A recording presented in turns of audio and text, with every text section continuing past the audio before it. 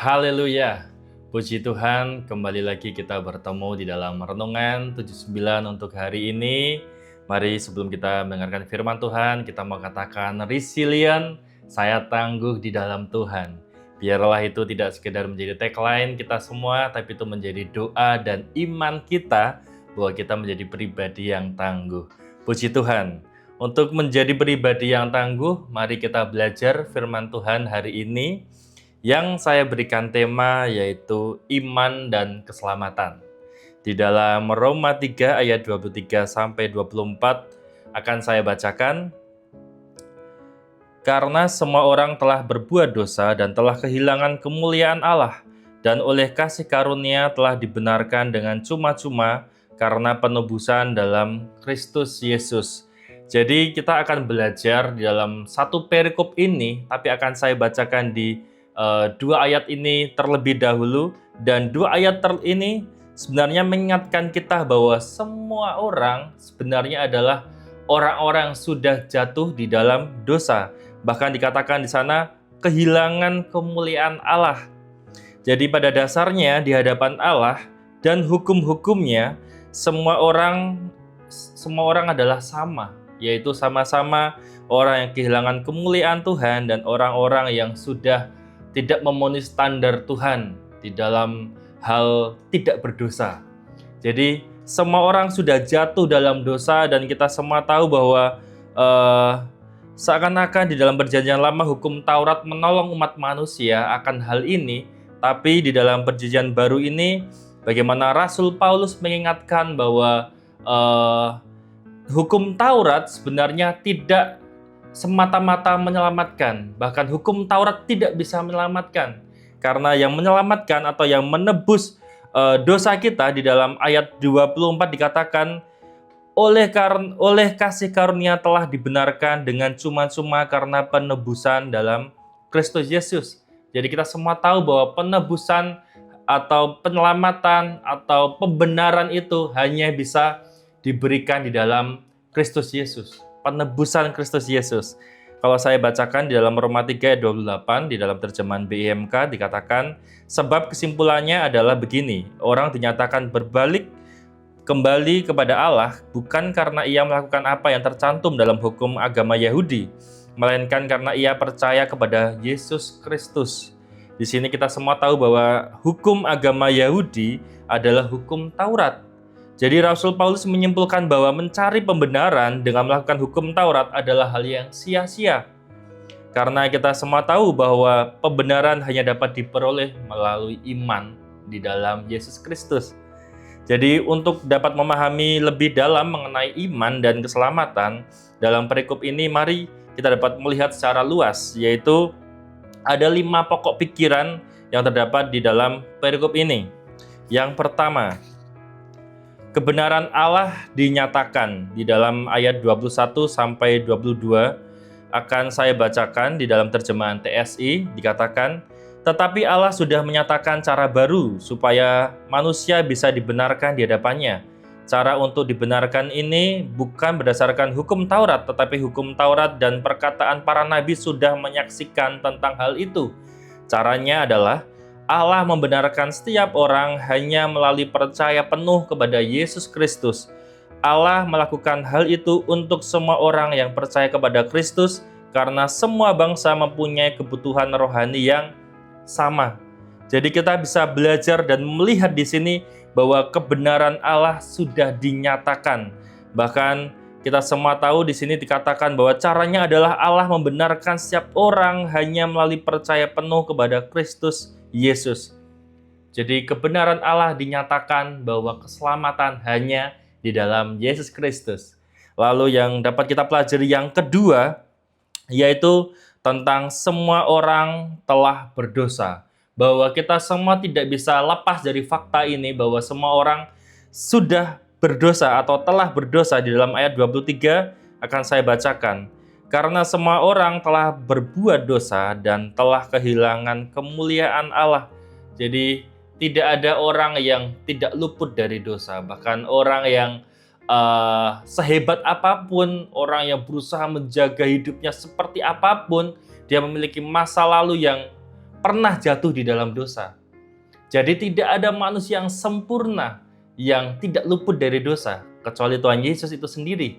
Dan di sini kita bisa melihat bahwa sebenarnya kita tidak bisa menghindari fakta ini bahwa tidak ada manusia yang lepas dari dosa atau telah berbuat dosa. Lalu yang ketiga, hal yang ketiga dapat kita pelajari, dibenarkan secara cuma-cuma. Di dalam ayat 24-25 akan saya bacakan.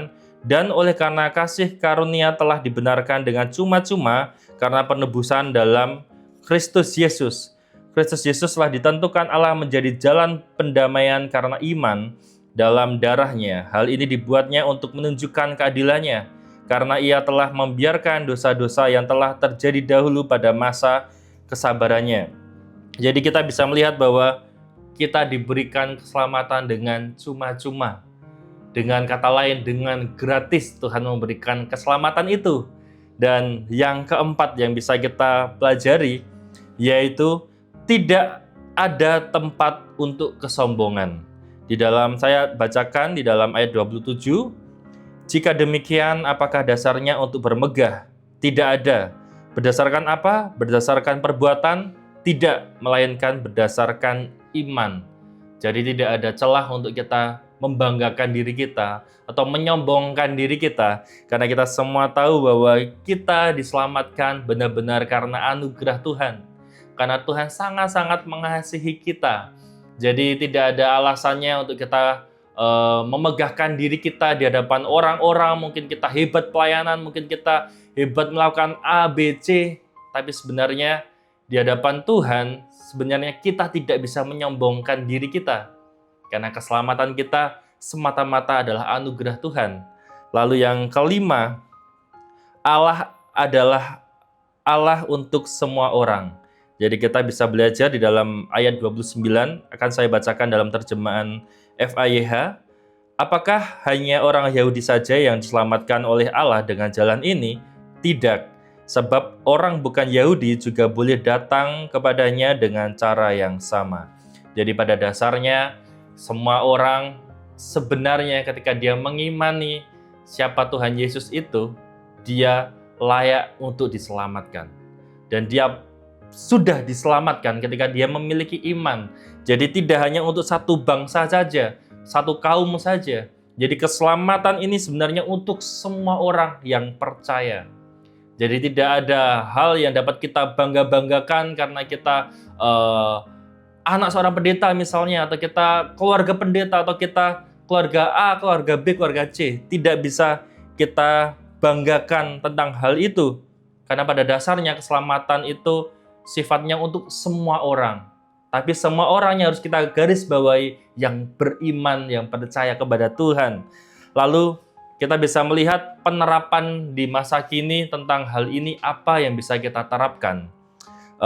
Di sini saya mencatat beberapa hal, 5 hal. Yang pertama adalah akui bahwa kita tidak bisa menyelamatkan diri sendiri. Bahwa faktanya bahwa kita tidak bisa menyelamatkan diri sendiri. Mungkin ada kepercayaan-kepercayaan tertentu yang harus melakukan hal-hal tertentu terlebih dahulu, melakukan perbuatan baik terlebih dahulu untuk dia memperoleh keselamatan. Tapi kita tidak seperti itu, karena kita sudah menerima keselamatan itu. Untuk itu, karena kita sudah menerima keselamatan, buah yang kita berikan yaitu apa? Berbuat baik, berbuat benar, melakukan hal-hal yang memberkati orang lain. Jadi yang pertama yang bisa kita kerjakan adalah akui bahwa kita tidak bisa menyelamatkan diri sendiri. Yang kedua, percayalah sepenuhnya kepada Kristus. Jadi level iman kita tidak sekedar percaya begitu saja, tapi kita harus benar-benar beriman, karena beriman itu sepenuhnya kita menaruh hati kita, kepercayaan kita kepada Yesus Kristus. Lalu yang ketiga, hiduplah dengan rasa syukur, karena seharusnya kita adalah orang-orang yang binasa karena dosa-dosa kita, tapi karena keselamatan yang sudah Tuhan berikan, karena pembebasan yang sudah Tuhan berikan, sudah selayaknya kita hidup dengan rasa syukur. Apapun kondisi kita, hendaknya kita melandasi semuanya dengan rasa syukur dalam hati kita. Lalu yang keempat, jangan menghakimi orang lain Karena kita tidak tahu kapan orang lain itu menerima pertobatan dari Tuhan. Jadi jangan pernah menghakimi orang lain jika mungkin orang lain jatuh dalam dosa. Ingatkan, doakan, tapi jangan menghakimi dia. Karena pada dasarnya semua orang ketika dia berbalik hatinya dan dia bertobat, dia diterima dan diselamatkan oleh Tuhan. Lalu yang kelima, kerjakan keselamatan itu dengan sepenuh hati. Jadi kita harus mengerti bahwa keselamatan itu perlu kita kerjakan. Saya mengutip di dalam Filipi 2 ayat 12 dikatakan di dalam terjemahan TSI, karena itu saudara-saudari yang saya kasihi, sebagaimana kalian selalu taat kepada saya, maka sekarang saya mendorong kalian untuk berusaha hidup sesuai dengan apa yang pantas bagi orang yang sudah diselamatkan oleh Allah, dengan takut dan hormat kepadanya. Jangan lakukan itu hanya pada waktu saya ada bersama kalian, tetapi lebih baik lagi kalau kalian melakukannya pada waktu saya tidak bersama kalian. Jadi sini Rasul Paulus sedang mengingatkan bahwa keselamatan itu perlu dikerjakan dengan rasa apa? Dengan rasa takut dan hormat kepadanya. Dan kita harus memiliki hidup yang seperti apa? Yang pantas bagi orang yang sudah diselamatkan. Seharusnya kita memiliki kualitas hidup yang demikian. Saya menutup dengan filosofi kursi, sebuah kursi yang hampir setiap hari kita temui, tapi saya ingin kita belajar dari hal itu. Filosofi kursi ini yang pertama adalah kita akan melihat kursi di dalam ranah pengetahuan. Dalam ranah pengetahuan, semua orang tahu bahwa fungsi kursi itu adalah untuk duduk. Dan kita juga akan melanjutkan di ranah persetujuan. Kalau sudah tahu bahwa kursi ini untuk duduk, kita akan ada persetujuan, kita akan duduk atau tidak. Lalu yang ketiga, ranah keputusan. Memilih untuk yakin duduk atau tidak. Lalu yang keempat, ranah kepercayaan, yaitu duduk di kursi dengan nyaman, mulai bersandar, karena kita percaya bahwa kursi itu tidak akan menyelakai kita. Begitupun keselamatan.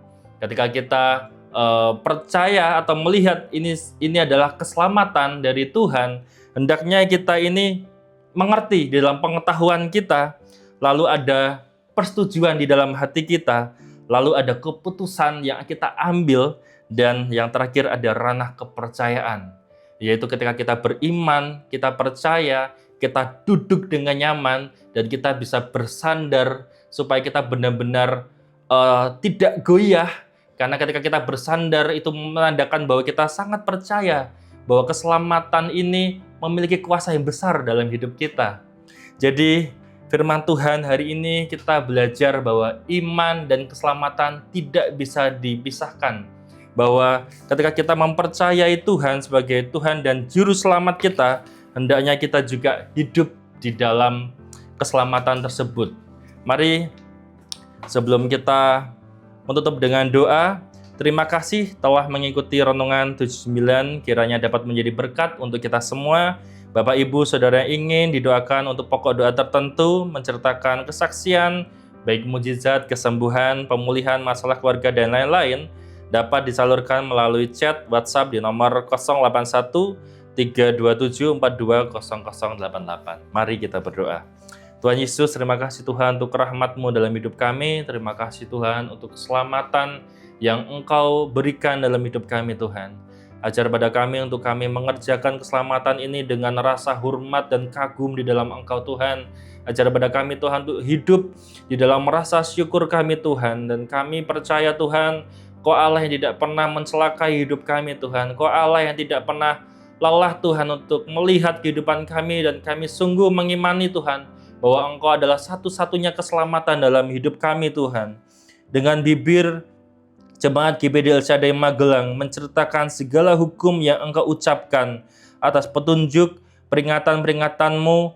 Jemaat GBD El Shaddai Magelang bergembira seperti atas segala harta. Terima kasih Tuhan, kami tutup renungan pada hari ini dengan penuh ucapan syukur di dalam nama Tuhan Yesus Kristus. Haleluya. Amin.